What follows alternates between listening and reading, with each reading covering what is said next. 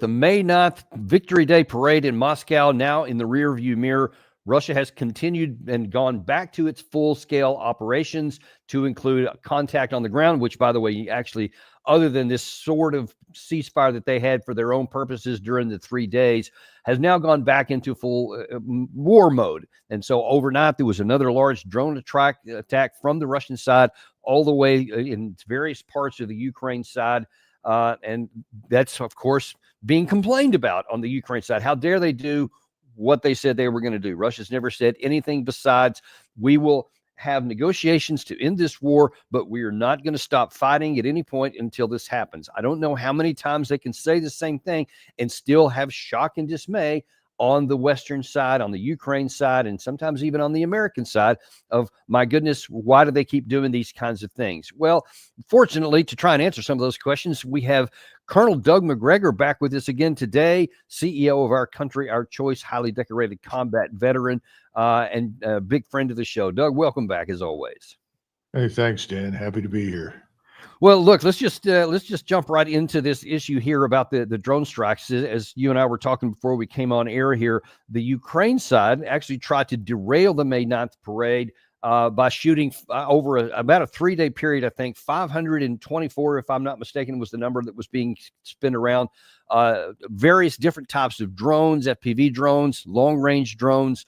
And then also apparently some HIMARS missiles were included in that as well, all of which were shot down, some of them on the outskirts of Moscow by K-52 helicopters, by the way. So that seemed to be a pretty good air defense system that the Russians have for that.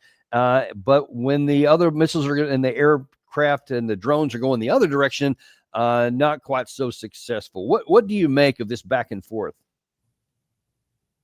Well, I was watching, by the way, Rick Sanchez was in Moscow to interview people and talked about some of this earlier this morning.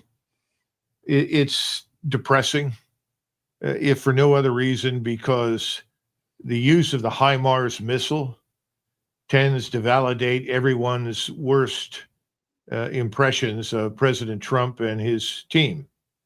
There doesn't seem to be any understanding in the Trump White House of the seriousness of this war and the importance of ending it, but more important, of recognizing something that President Trump previously did, which was the legitimacy of Russia's position on the war. So what we've now done is effectively said, well, I guess we didn't mean anything we said. President Trump said that Russia had a valid reason to go to war, that Ukraine would have to give up territory, and there was no way around that. And all of a sudden now he's gone back to repeating the nonsense that comes out of the CIA and the MI6 narratives that are spread across Western Europe. Russia is bad, Russia is evil, and Russia must be defeated, which has no chance of happening. And Ukraine must stand fast on its demands. This is a catastrophe for the West. It's a catastrophe for the United States. Any opportunity, any chance whatsoever that we had to normalize relations with Russia are gone. These things are over. We now are seen as unambiguously as a co-belligerent. And anything that President Trump tries to undertake with Russia will be seen as completely unbelievable. There will be no credibility attached to anything that he says or does. Well, as it turns out, there's also some confusing things from President Trump. And let's get kind of a running start into where we are today, because this is the day that Ukraine and the Western European countries came out, I think it was on Saturday, and demanded an unconditional 30-day ceasefire from the Russian side, effective as of midnight tonight, they said, or there will be hell to pay, there will be sanctions, and a bunch of other stuff. In response to that, Putin came out and said, okay, how about this? Instead of a 30-day ceasefire on Monday, what about we meeting in Istanbul on Thursday? We propose to the Kiev authorities to resume the talks they stopped and terminated in April 2022. I'm referring to direct talks without any preconditions, and we propose to start immediately on next Thursday, on the 15th of May in Istanbul. And now here's an interesting thing. because when the European leaders, and it was Merz of Germany, Macron, Starmer, and Tusk of Poland, they went with and met in Kiev with Zelensky, and there was this really famous, just really kind of cheesy picture of the five of them walking down the street like they're some rock band or something like that, and all smiling like they're I don't know, they look more like a boy band than anything else, but they're all really confident. Well, they said at that time that they had gotten on a phone call with Trump, who agreed with them to demand a 30-day ceasefire, unconditional, from the Russian side. So that's what Trump was allegedly agreed to. At least that's what they said publicly, which I never saw it refuted by the American press. But first of all, let's kind of just take that one piece right there. What did you make of Trump, at least of them claiming that Trump said, yeah, we're with you on this demand for a 30-day ceasefire? Well, it's a serious mistake. It destroys his opportunity to credibly talk with President Putin. He's essentially joined with the very people who were aligned with the Biden administration, and they are now desperate to keep the war going. Everyone that you mentioned, from Tusk to Starmer, these are globalists. These are the people that opened Europe's borders to invasion, that invited millions of people from the Middle East and Africa, North Africa specifically, to march into their countries. You know, more recently, Starmer has said anyone who wants to come to Great Britain from India can live here for 3 years without paying any taxes. I mean, these people are absolutely determined to destroy the character, culture, and national identity of the countries that they rule. They are the enemies of their own people. And what we need to understand and refuse to accept is that these people are all going to be gone. Some will be gone shortly. Others, it may take another 6 months or a year. But none of these people represent the interests of the people they govern. They don't. And here is President Trump, who should understand that very clearly, that these people are his enemies. It is President Trump that wants to guard the borders. It's President Trump that wants to deport the illegal aliens. It's President Trump that wants to preserve American national identity. Well, he has those desires in common with President Putin. President Putin has the same platform. President Putin believes in religion as a key component of the nation's moral compass. This is something that President Trump should understand. I think he's very confused, or he simply doesn't know. He should have never, ever aligned himself with these individuals. They are as much his enemy as they are the enemies of Russia. So at this stage of the game, this is pure folly. These people have no capability whatsoever to influence anything. Now, if you got them all together and said, we're going to gather all of our forces in eastern Poland, use it as a staging base, and the eastern edge of Germany for a grand invasion of Ukraine, they would all be massacred. They would be utterly destroyed, just as the Ukrainian army is being destroyed. They are not organized, trained, or equipped for the kind of war that has been fought in eastern Ukraine. So this is sheer unadulterated nonsense. But the worst part is, as we pointed out earlier, we've continued to supply these Ukrainians with our weapons. Now, what difference does it make? Well, it should make a great deal of difference to us, because there's no reason for hostility with Russia. Russia is not our enemy. It hasn't been our enemy since the early 90s, assuming it was then. This is a different world. But again, these people are clinging to the world that's dying. This is the world that the globalists wanted to create, where national identity is meaningless, where everyone is sort of reduced to an amorphous mass of willing, obedient consumers and workers.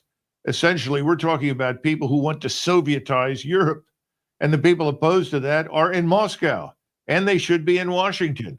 And that's what we thought President Trump was, opposed to those very same things. This could not be more confusing. Well, and I'm going to add to the confusion, or rather, I'm going to illustrate more of the confusion, because prior to this declaration on the 10th of May, you also had, I think we talked about some of this last time you were on our show, but others have happened since, where you had a string of releases and announcements by the Trump administration I almost said Biden administration, you could have forgiven me for that mistake, because we said, here's a $50 million package for military support. Here's a $350 million F-16 package. Here are more air defense missiles that you can have. And now, of course, we see that we're still helping with these, with the targeting issue for the weapons that only we can facilitate here. So all those things in the background, that may be the reason why these European leaders and Zelensky were so cocky when Zelensky added this. І у нас в Україні немає жодної проблеми вести перемовини. Ми готові до будь-яких форматів. Я буду в цей четвер, 15 травня, в Туреччині. І очікую на Путіна в Туреччині. Особисто. І сподіваюся, що Путін цього разу не шукатиме причин, чому він щось не може. Ми готові говорити, щоб закінчити війну. Четвер. Туреччина. You may not have been able to read those words on the bottom of the screen, but that was Zelensky saying, I'm going to meet you in Turkey on Thursday, and you better not hide from me this time. We're going to come in there, and we're better be ready to talk. So one that wonders, why would he be so cocky on that when Trump has been trying, at least publicly, to get him to agree to a ceasefire, or to agree to an end of war negotiation? President Trump, through his own actions, has made himself irrelevant to the outcome in Ukraine. All of this is mindless, empty bluster from Zelensky. Remember, Zelensky is the man that is selling off as much of Ukraine as he can to the highest bidder. And that means to BlackRock and Monsanto and any number of different major firms in the United States who want to get their hands on the agricultural potential of Western Ukraine. He is quite willing to sell anything to anybody right now in Ukraine in order to stay in power. And this is just empty bluster. Now, what will they actually discuss in Turkey? Who knows? But we know from experience that if you come back and you make it abundantly clear that the Russians are going to retain what they've taken on the ground, that you are going to have to recognize the legitimacy of what they've taken and opt absolutely for true neutrality on the Austrian model, as I've mentioned many, many times, I suspect these people will probably go home and be executed. So the question is, why should any of this be taken seriously by Moscow? I think Moscow wants to end the war. Moscow wants to also maintain its position of legitimacy with not only Europeans, but with the global South, with the rest of the world, because right now, Russia is seen as having been from the beginning on the right side. Ukraine is widely seen as the problem. The truth is Ukraine was just utilized by us. Ukrainians were exploited by us. Ukrainians had no say in the matter whatsoever. So this is all quite pointless in my judgment, but I'm sure that the Russians will sit down with them and we'll see what comes out of it. But as far as we are concerned, I think President Trump, his Secretary of State, are irrelevant now to the process. Well, and just kind of to deepen that, unfortunately, a little bit more, after, at least allegedly, according to European leaders publicly, Trump saying, yes, I agree with you guys, let's go for this 30-day unconditional ceasefire demand on Putin on Monday. After Putin comes out and says, hey, how about we just talk about ending the war on Thursday? Trump then inexplicably and immediately jumps on it with the Truth Social, to where he says, and I'll read this for you, those who may not be able to read the words, President Putin of Russia doesn't want to have a ceasefire agreement with Ukraine, but rather wants to meet on Thursday in Turkey to negotiate a possible end to the bloodbath. Ukraine should agree to this immediately. At least they will be able to determine whether or not a deal is possible. And if it is not, European leaders in the U.S. will know where everything stands and can proceed accordingly. I'm starting to doubt that Ukraine will make a deal with Putin, who's too busy celebrating victory in World War II. And then he goes on to say some other thing. Have the meeting now, he says. So almost completely flipped what apparently he told to the Europeans and the Ukrainians. What do you make of this contradiction? You know, Dan, we have this saying, if you don't know where you're going, any road will take you there. And I think that sums up the Trump administration. It doesn't know where it's headed. It doesn't know what it wants. There is no coherent strategy. There never has been. There was no strategy under Biden other than let's harm Russia. Right now, we've half signed on for the Biden policy, but we're still holding out hope for something else. At the end of the day, this is the path to irrelevance. It's the path to nowhere. And that's the path that President Trump and his administration are on with Russia. And then stop and consider, as we've talked before, when you sit down and you're talking with the Russians, you're also forging potentially the potential for understanding with other countries. Remember that Russia has an enormous standing in Asia, Africa, Latin America, and they could be extraordinarily helpful to us in dealing with China and other countries. We know that the Japanese have now effectively signed on with China to oppose us and our tariffs because we offended them pointlessly, made outrageous demands, and they said, fine, we'll do business with China. You can go and do whatever you like, and we'll do business not in dollars, but in our own currency. And this ultimately is the theme right now since the tariffs. The de-dollarization is begun globally. So all of this is a disaster because no one from the very beginning had a clear strategy, a clear policy path. And I don't see how this administration recovers from this disaster. Well, that's a pretty strong statement because I agree that I don't know that they, other than just ending the conflict, there doesn't seem to be a plan for how to do it because you go way wildly from one side to the other in a course of about 12 hours. Really strange there. But let's take a look at these different parties and see what their play actually is, whether they have a plan or whether they just are just motoring on forward wherever that leads with nobody at the wheel. Let's take a look at it. And Gary, a little bit out of order here. I'd like to jump to the Keir Starmer and Emmanuel Macron from this past weekend, where they're laying out a vision for what they want to see accomplished. And please bear in mind, as people are watching this, this is well into the fourth year of war. It is for Russia, it's for Putin to come to the table for a 30-day unconditional ceasefire, and there must be clear sanctions if he fails to do so. There is real unity on that. We need to be clear that that is one of the main outcomes we want from this meeting of the coalition willing here this morning. All of us have now to back this unconditional ceasefire for 30 days and increase pressure on Russia. And it means unconditional ceasefire in sky, on land, at sea, that should be long enough and that could be renewable. And we have to increase the coordination with the US, taking as a basis what Lindsey Graham put on the table, but a strong coordination, and you are on the right side of history. Because you protect your sovereignty, your territory, and doing so, you are at the forefront as well of the protection of the whole European territory. I just have a hard time understanding what the intent is because they know, every one of them, they're not stupid men. They can't be. They do have a brain. They know that Russia will never agree to any of that. They know they're not going to be compelled into a ceasefire. So then the question is, what is their actual plan to go forward? Why would they do this? As I said before, these are globalists. Somebody the other day called them Sorosistas, because they're all backed by our friend George Soros and his crowd, who are effectively preaching a warmed-over version of Bolshevism. These people want to stay in power. They see the hostility with Russia, the permanent conflict with Russia, as helping to maintain their positions. They're wrong. They're not going to last because financially, they're all on the edge of total ruin. We are already headed into a severe recession.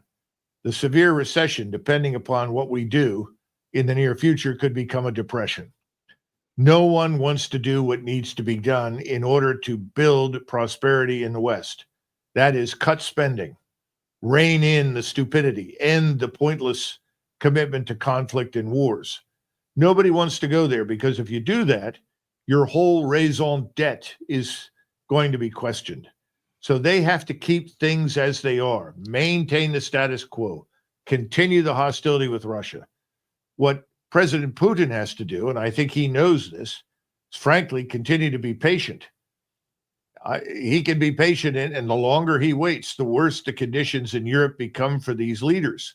the higher the probability that they will fall and be replaced by nationalists who are going to say, wait a minute, there's no interest in Germany in a war with Russia. Even the Poles, if you look at the Polish polling data, have said, we don't want any war with Russia. This is crazy. We don't know how many Polish soldiers have actually been killed in the war. I've heard estimates to be 10,000. Others have told me 20,000. But they've lost severely with absolutely no return on that investment whatsoever. I think they've exhausted in Poland this unrelenting hatred for all things Russian. I think the population has said it's over, and we've got all these Ukrainians that need to go home. We want to get them out of Poland. You have a similar growing feeling in Germany, and you have a problem in Great Britain right now. The population there is wondering why they have to give way to all of these foreigners that have come into their country, why their citizenship is meaningless, their identity is meaningless.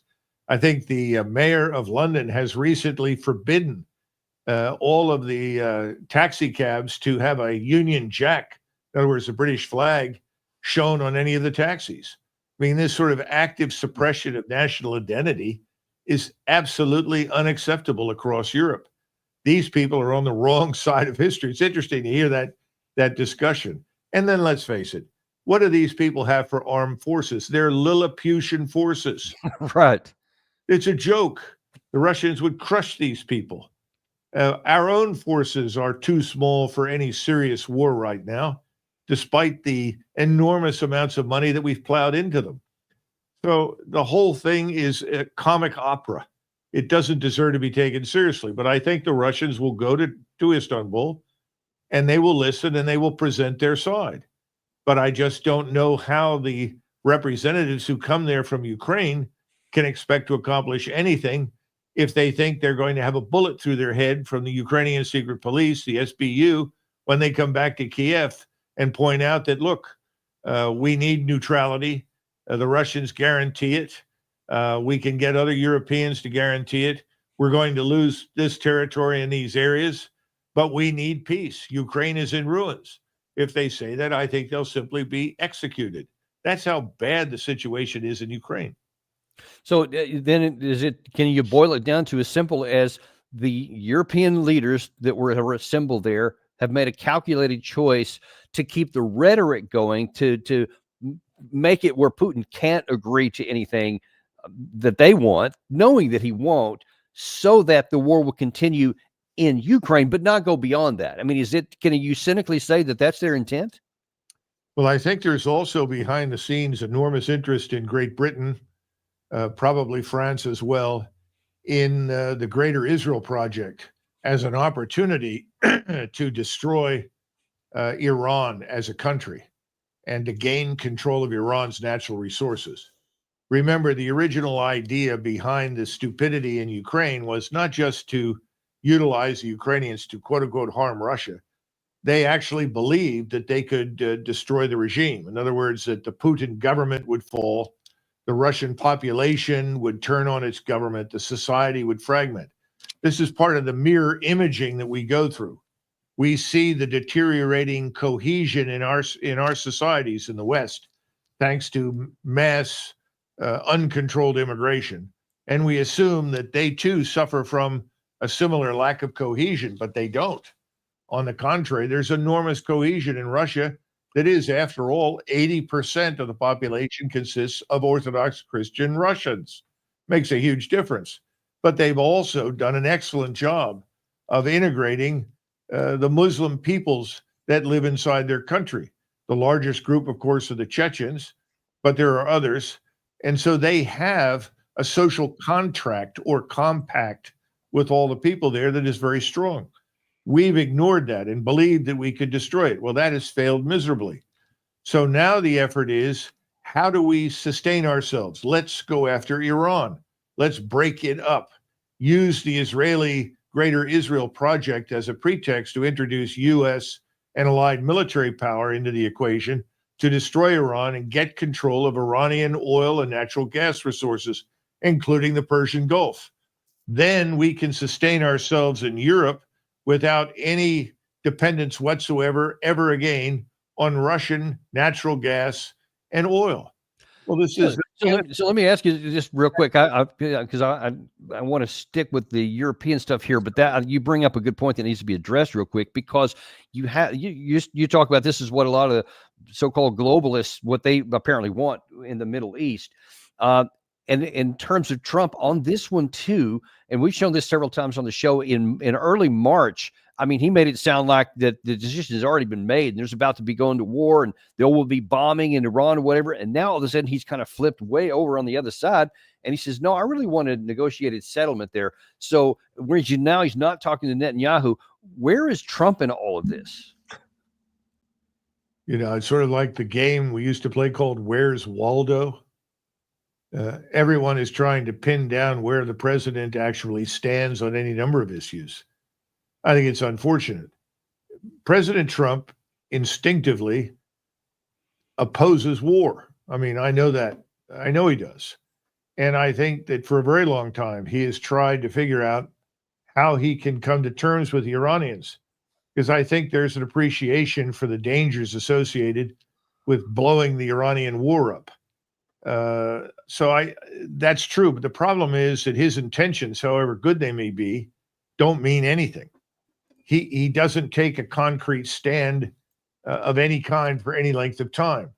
You can't do business like that. It's sort of like a teenager on TikTok that has the attention span of 30 seconds, a minute, and then goes to the next TikTok video. We've been treating policy that way. And people outside the country look at us and say, wait a minute, how long does policy last in your country? Well, historically, over the last 20 years or so, 20, 25 years, I think they've concluded it lasts for one election cycle. And then you get a new group of people to talk. I mean, you know, Charles or Chaz Freeman said it best many years ago to me. He says we get a president in with a new administration and they proceed to lobotomize Washington. In other words, throw everything overboard and start over as though they have the answer. And the fresh set of eyes will prove brilliant. Well, this is being catastrophic for us because other nations look for long-term strategic organization and goals that lead, hopefully, to prosperity and peace. Well, we haven't even done that over the last 90 to 100 days under President Trump. He's all over the map. So asking me, where does President Trump fit? Well, if you have no coherent strategy, it's back to the original statement. If you don't know where you're going, then any particular road looks good at any given point in time. And now you talk about what it looks like to others outside the country. We looked at the European side. We've looked at the Ukraine side. Now I want to take a look at what the Russians are saying. So yesterday on ABC News, Dmitry Peskov was asked what the Russian position is on this, and what does Putin mean when he says he wants an end to war negotiations? President Putin is open for peace negotiations without any preconditions. And this is what he was proposing for last couple of weeks. He keeps saying that we are ready for negotiations, for direct negotiations. But direct negotiations is different than being very close to a deal, as President Trump said. Were you close to a deal? Yes. Well, Ukraine settlement is a very complicated thing. It is not as simple as to sign one paper, A4 size, and proclaim it a deal. That's a settlement process full of tiny details. And each of that detail is vitally important for the future of both Russia and Ukraine. So she was asking him a question because Trump had said a week or so ago that we're really close to a deal. The two sides are really close, and I want to have this. And you see Peskov being very diplomatic and not wanting to be rude, apparently. And he says, well, there's a lot more going into it. How do you just characterize generally the Russian view on all of this madness that you just got through describing? Well, I think you got it right about politeness. I think they want to be polite because they do not want to exclude the possibility of some sanity entering into the discussion. President Trump likes to talk about deals. The problem is that in most cases, for instance, with these tariffs and talking to China recently in Switzerland, there was no great deal emerging from the discussions in Switzerland. There was a willingness to continue negotiations, to talk further. You're not going to get anywhere with China or most of the great powers in Asia for years. You've destroyed something, you've offended everybody, and now you say you want a deal. Well, you're not going to get, quote unquote, a deal like that. And what he's trying to say is that from the beginning, the Russians have talked about things like denazification. That has to happen. They're not kidding.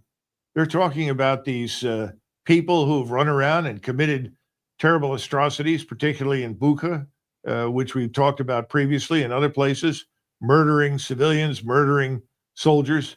They murdered people in the Kursk Oblast. That's unacceptable. That particular element in the Ukrainian government has to go away. The problem for the Ukrainian people is how can they make an impact when they're faced or confronted with the secret police showing up at their door and killing them? So it's a very difficult problem. The second thing is they talked about neutrality. That's not up for discussion. There will be no membership in NATO, yet you continue to hear that nonsense from Zelensky and others in Europe that, well, they're a sovereign state. They have the right to do whatever they want. Well, in theory, we all have sovereignty and we can all do things, but none of us can do whatever we want. We cannot do whatever we want. We live with other people on the planet. The Ukrainians live next to Russia. The Ukrainians live next to Poland and Romania and the Baltic states. They can't do whatever they want. All of us are constrained in some fashion if we want to live in peace with our neighbors. So that's all nonsense.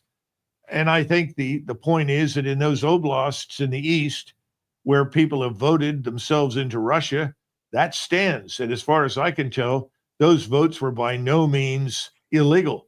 They were very fairly carried out, and people went out of their way in the middle of a war to go out and cast their votes, and they were not casting votes at gunpoint. So that's nonsense. The same thing was true in the Crimea. Those places are going to remain part of Russia.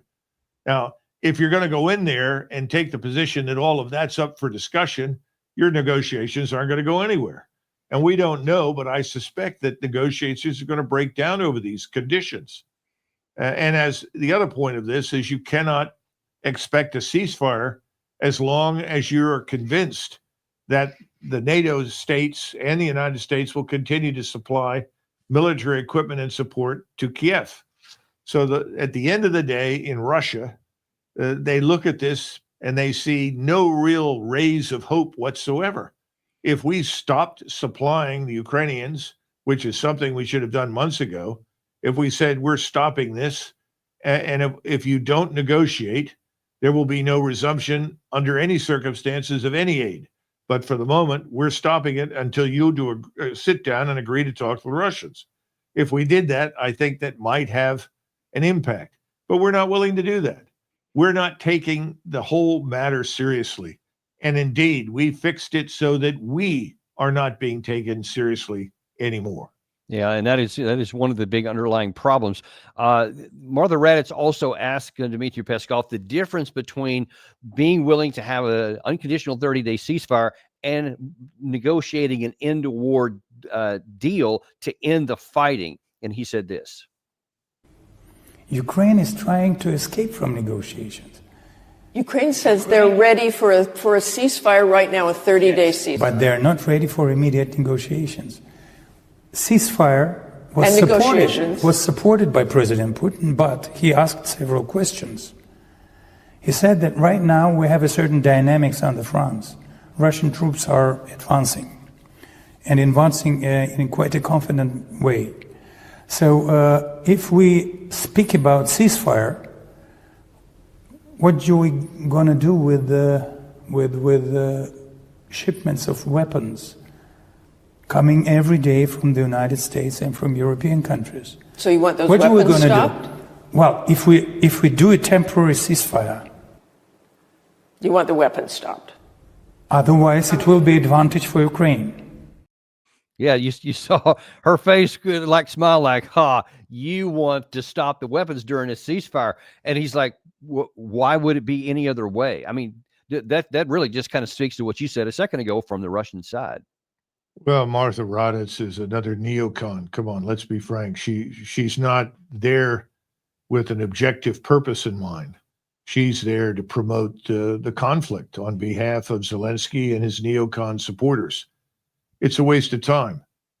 He's being very polite, and my hat is off to him for having handled it as well as he did. But he's essentially correct. You started this entire discussion by talking about 524 drones and missiles, many of which were supplied by the United States as well as other countries, as well as the things that the Ukrainians were able to build themselves. All of them, thankfully, were shot down so that the 9 May celebrations were not interrupted. But the point is, under what circumstances should anyone in Moscow take us seriously? Right after that, it's absurd. It's nonsensical. And then we have the president of the United States who is signing on for this nonsense that the globalist leaders of Western Europe want to do in order to sustain and promote the conflict. He's got to get it through his head that they are not his friends. They are not his allies. They are globalists. That's where it is.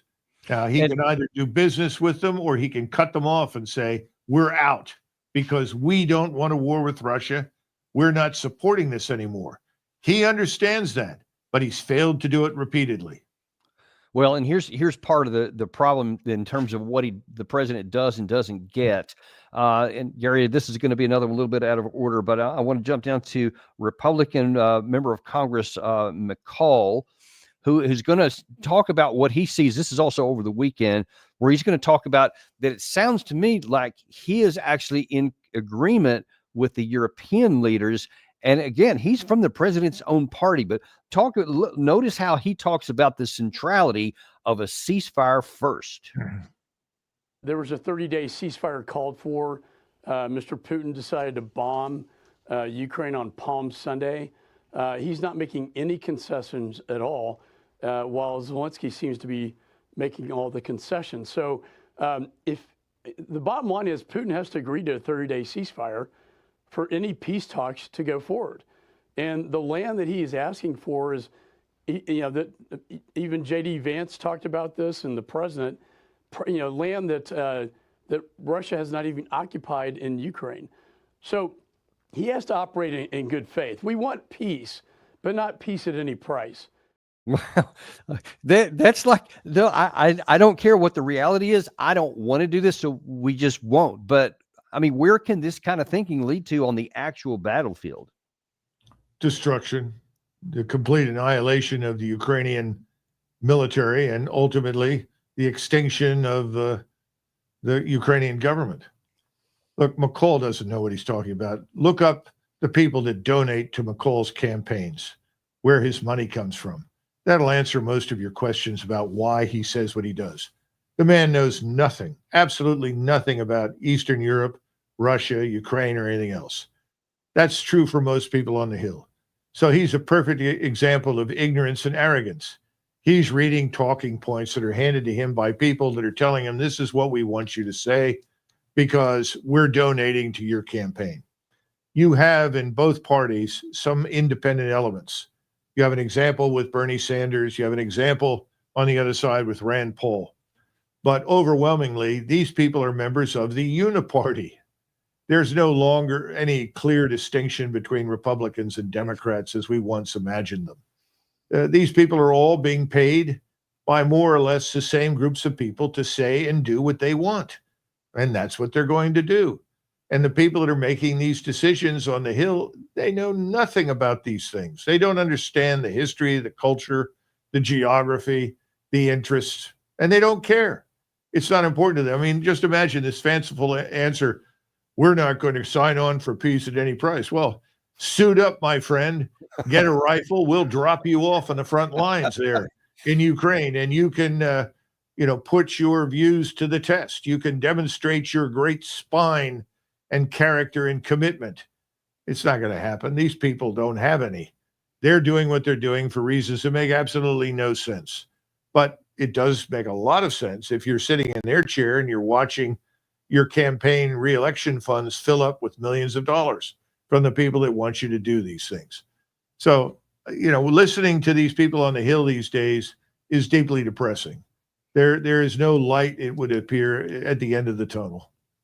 So in the last few minutes we have here, I wonder if you can kind of give me your best military assessment from what's going to happen on the ground, especially from the Ukraine side. So we see the globalists that you talked about there, the European leaders. We see Zelensky. We even see some American politicians, and Trump seems to be kind of all over the map. But when you get down to it, the arena itself on the ground, the Ukrainian soldiers who have been suffering egregious, almost certainly well over 1 million deaths. I don't even know how many total casualties, and they're just continuing to throw them into the meat grinder. How much longer do you think that they can continue fighting in a coherent way that is still quite put up a robust defense that has slowed or that keeps the Russian offensive as a slow? But how much longer will they keep going down this path to where they just throw their lives away for something they see can't work on the battlefield? Well, first of all, I don't think they've succeeded in slowing the Russians. I think the Russians have moved very deliberately with the goal of avoiding unnecessary casualties on their side. As I've said many times to people, President Putin is the first Russian leader in a very long time that was concerned about losses. You go back and read Zhukov's memoirs, the memoirs of some of the other generals that served under him. The point they make over and over and over again is that no one could dare mention losses to Stalin. If you mention losses to Stalin, you risk being eliminated, being fired. Stalin didn't care. That's why the true figures are not 27 million. They're closer to 39 and 40 million in terms of dead. That's the tragedy of the Second World War. But I think Putin has made it very clear he's not prepared to take those. Now, he enjoys overwhelming superiority in firepower, mobility in every case. The ground is hardened now. It's no longer as swampy and messy as it was all the way through March and April. He can launch a major offensive if he wants to. He can strike a hammer blow whenever he chooses to do so. There are still little holdouts of people in the vast forests and woods that they're essentially ankle biters in a strategic sense, but they too are slowly but surely being eliminated. But he can strike, and he can strike decisively if he chooses to do so. I think he would rather see a negotiated end of the conflict. So he's going to give this another try. Will this amount to anything, or will it end up as you and I have just discussed? I don't know. But I think his view is, let's give this one more shot, and then I'm done with this. And I think you will see they will roll up the territory to the Dnieper, and at some point a decision will be made to probably cross further north on the Dnieper, and then move south to secure Odessa. And the reason for that is that Odessa is the principal entry point for much of the arms and equipment that are being shipped into Ukraine. And then he will also move on Kiev. He has to, and extinguish this regime. Those are the things that are on the table right now. They have the capability, they can do it. Whatever these nonsensical armchair generals in the United States tell you, they can do it. But he hasn't wanted to. He still doesn't want to. But he will act if there is no alternative. And kind of got one last follow-up question there. Let's say that whether sooner or later, that is the end that comes. And let's say that Russia moves right up to the gates of Kiev. They take Odessa. They take everything to the Dnieper River and some beneath it to the south. And then they're ready to close down on what's going to be a military victory. What does the landscape look like, especially for these globalists who have been preaching success this whole time, and then they're faced with the physical defeat on the battlefield at the side that they supported? What becomes of those leaders? Well, in 1968, I was a young man. I was only 15, but I happened to be in what was then Czechoslovakia, and subsequently down in Yugoslavia, or what used to be Yugoslavia, in Zagreb and Ljubljana. And we had the Prague Spring at the time, so it was fascinating to be there. I didn't understand it all, but it was an interesting introduction to things. Back in the United States, LBJ, as president, knew that the Soviets were going to move against the Prague Spring in Czechoslovakia. And he made some comments about it, but then to signal that we would absolutely not disrupt or intervene in any way with it, he went on vacation and left Washington. That's what he did, because he knew we were tied up in Vietnam. There was not much we could do militarily if the Soviets really wanted to go into Czechoslovakia, which of course they did. I think that in the United States, once it becomes clear what the Russians are going to do, Donald Trump is going to lose face. His administration will be shown for what it is, incoherent, unfocused, and failing. Who knows what the consequences politically for him will be, because everyone in Congress will attack him. And I'm sure he'll be told that he's responsible for losing Ukraine, which is nonsense. Ukraine was never his to begin with. He didn't want it. But instead of being smart and bailing out of this nonsense early on, he listened to all the wrong people and is stuck like a bug on flypaper. But he'll be held responsible. In Europe itself, all of the leadership in Europe will be identified as buffoons, because there's not a damn thing they can do. And if they try to do something, I think in most cases, the military leaders, certainly on the continent, will meet with them and say, we can't intervene. We have no capability to do so. We'll be crushed. The one exception, of course, is Starmer sitting out there on that island. He may think he can do something, but he's probably in even worse shape. Right now, the Polish army is much larger, more capable than the British army or the French army. And they're not going to take this on. They know what's out there. They're not ready for it. So I think this will hasten the end of the globalist regimes, which is a good thing for Europe. They need to go away. All of these globalists need to be canned once and for all. Then Europe needs to be rescued from destruction by this mass migration of people into it who are not Europeans, never will be, and feel nothing but contempt for European civilization and the Christian foundations that support it. Well, that's a pretty dire picture in there, and of course, one that is not inevitable. It doesn't have to be that way, but it's hard for me to argue, Doug, that the trends are going that way. That these guys who are right now in charge of pulling levers, I don't know if they somehow want that to happen, or if they're just oblivious to it, and that they arrogantly think, no, we'll be able to maneuver things to keep it so it keeps going. I don't know, but I think that they're going to be badly, badly disappointed in the future. Yeah, I think that's right. We'll have to wait and see how it's going to do, but what's going to turn out. But as always, we really appreciate you coming on today. And by the way, Gary's showing there again, this new show, McGregor, which looks really cool. I wish we could show the audio because it's really cool when it does. Gary, if you could put that in the description so people can follow that. But how's the show going, Doug? And when's the next episode? Well, the next episode is called On War, and it's really an examination of the fact that we've never followed the Constitution, or certainly haven't since 1942. We haven't declared war on anybody, but we've committed ourselves to conflicts all over the world. And we look at it from a legal standpoint and also from a moral standpoint, and from the standpoint of realistically, what is our chance of prevailing in future wars, particularly if we decide to take action against Iran. And again, as you were talking about earlier, that picture is just as confusing and foggy and obscure as it is in Europe. I mean, we're not sure which way this administration is going or wants to go. Wow, I'm really eager for that. And when is that program air? It should be out at the end of next week. So that means just a little bit beyond the 15th, it should be ready. We've got one more interview to do within the next couple of days, and otherwise we'll be able to launch. And I think people will find it very interesting, because it's an interesting diversity of people with different backgrounds, different perspectives.